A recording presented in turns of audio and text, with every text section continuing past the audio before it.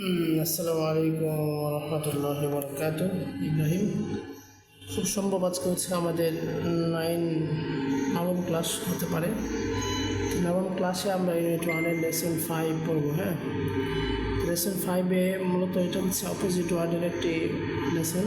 এখানে মূলত আমরা প্রতিদিন এখান থেকে কিছু অপোজিট ওয়ার্ডস আমরা শিখবো। হ্যাঁ, প্রতিদিন এটা মূলত মৌলিক পড়া না, এটা হচ্ছে তার প্রতিদিনের একটা পড়াতর। হ্যাঁ, প্রাথমিক অবস্থায় তুই আজকে প্রথমে কিছু শব্দ শিখবি। গুড, ব্যাড, হট, কোল্ড লেখা আছে, এগুলো সব বোঝা যায় এবং পাশে উচ্চারণটা দেওয়া আছে স্মল না স্মল। ওকে, উচ্চারণ একটু ঠিক করবি তাহলেই হবে। Small, large, small, large, large, large, large না, হ্যাঁ লার্জ, স্মল, লার্জ। হচ্ছে লং, লং, হ্যাঁ লং। হচ্ছে short, short, board, narrow, narrow, soft, hard. তারপরে হচ্ছে নিউ, আর হচ্ছে ওল্ড। এগুলি আর কি পড়বি। খার্ড, এই খার্ড পর্যন্ত একটু পড়িস, পরের দিন যাতে অতটুকু পড়া যায়। এখানে প্রথম 8টা আছে, 8 অনেক সুন্দর সহজ সহজ শব্দ যত, এগুলো পড়ে ফেলিস। হ্যাঁ, এগুলো প্রতিদিন পড়া দিলেও পড়বি, না দিলেও পড়বি। এরকমভাবে কমপক্ষে 8-10টা করে প্রতিদিন পড়বি, 8-10 জোড়া ইনশাল্লাহ। তারপরে আমরা পরবর্তী ইউনিটে দেখি। এখান থেকে শব্দগুলো আস্তে আস্তে পড়তে হবে সব, কারণ একটা ভাষা শেখার জন্য, জানার জন্য, হ্যাঁ সেই ভাষার শব্দ ভাণ্ডার আয়ত্তে থাকা হচ্ছে মাস্ট। যদি তোর ভাষা নিয়মকানুন সব কিছু তুই জানোস, কিন্তু তোর কাছে কোনো শব্দ ভাণ্ডার নেই, তাহলে তুই কিন্তু কথা না বুঝবি, না বলতে পারবি, না একটা জিনিস পড়তে পারবি, না একটা জিনিসের অনুবাদ করতে পারবি না এগুলো কিছু। সো দ্যাট তোকে শিখতে হবে শব্দ ভাণ্ডার ইচ্ছে মতো, পড়া দিলেও না দিলেও। ইউনিট 4 আজকে ইউজ অব হ্যাভ। এখানে হ্যাভের ব্যবহার সম্পর্কে আলোচনা হবে।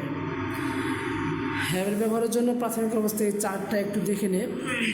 এর আগে যে ইউনিট গিয়েছিল সেই ইউনিটের আগে একটা চার্ট ছিল, যে চার্টের প্রতি দেখতে পারছিলি বিভিন্ন অ্যামিজার তথা বি ভার্বের ব্যবহার সম্পর্কে। আজকে দেখবি হ্যাভের ব্যবহার। হ্যাভ মানে হচ্ছে কি, হ্যাভ এর অধীন আছে have, has, had, will have, shall have ইত্যাদি আছে। তো কখন কোনটা ব্যবহার হবে, প্রেজেন্টে কী হবে, পাস্টে কী হবে এবং ফিউচারে কী হবে, এগুলো আবার অনেক সিম্পল মোটামুটি।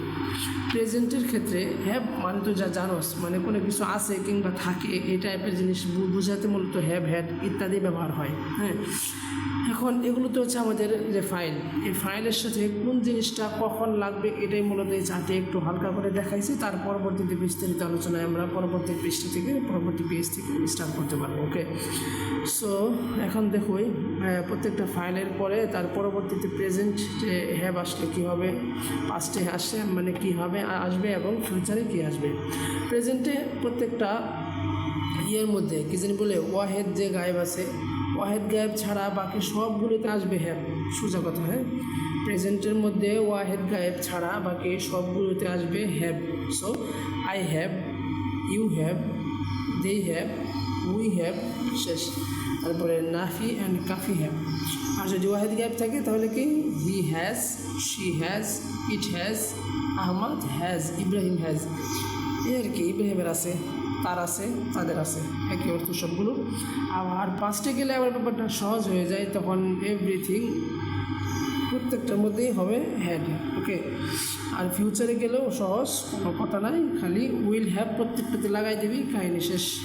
অর্থাৎ আমার থাকবে, পাস্টে থাকলে আই হ্যাড মানে আমার ছিল, আহমদ হ্যাড আহমদের ছিল, আহমদ উইল হ্যাভ আহমদের থাকবে, কী থাকবে, কখন ছিল এবং কী থাকবে ইত্যাদি না আছে টাছে পরবর্তীতে আমরা শিখবো ইনশাল্লাহ। হ্যাঁ, তো আজকে সময় ক্ষেপণ না করে তুই জাস্ট এই গোড়াদানটা শিখে আসবি।